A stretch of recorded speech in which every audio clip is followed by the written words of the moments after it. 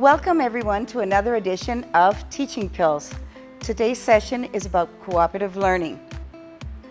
Cooperative learning means working in small groups to achieve a common goal or to solve a problem. But cooperative learning is not only group work. Here are some things to keep in mind in order to implement it correctly.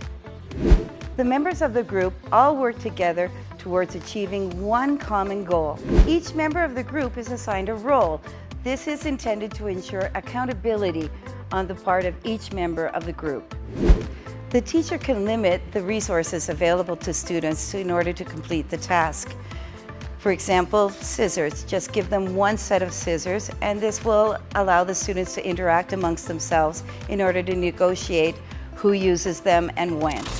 Here are some features of cooperative language learning activities. Teacher supervision is extremely important. During the activity, the teacher is meant to move around the room, observing what the students are doing and guiding them in case they need some direction in order to complete the task successfully. The teacher should form heterogeneous groups of students. This means students of mixed abilities and backgrounds because this will actually provoke more production on the part of all of the students in the group. Positive interdependence is an important feature of cooperative learning.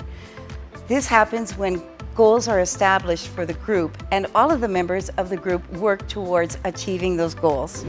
Face-to-face interaction. Students are encouraged to use verbal and nonverbal communication in order to accomplish a task, complete a project, or solve a problem. Another feature of cooperative activities is individual accountability. That means that every student in the group is responsible for helping the group as a whole achieve the goal.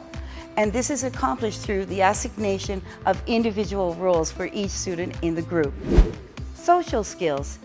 The teacher must establish rules for students to follow throughout the task so that the task is completed on time, and during the task, students are respectful to each other and allow each other to express themselves and to take turns in speaking.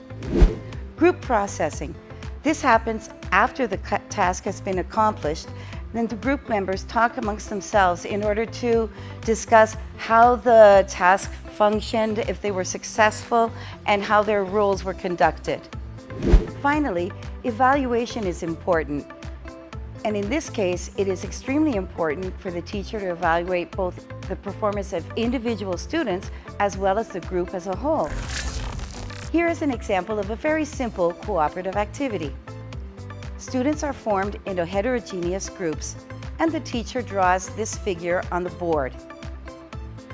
The roles that students assigned can be varied. For example, for this activity, we could have an artist, a recorder, and an explainer. The problem that students are to solve is quite simple. The question simply is, how many rectangles are in this figure? But what you'll find is that this question will provoke a lot of interaction amongst your students as each person comes up with a different answer, and they try to explain how they arrived at that answer to the other members of the group.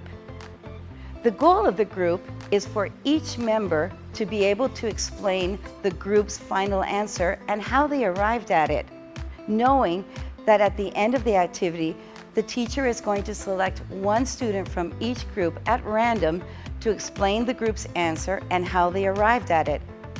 You'll find that there is a lot of production on the part of the students in order to complete this task.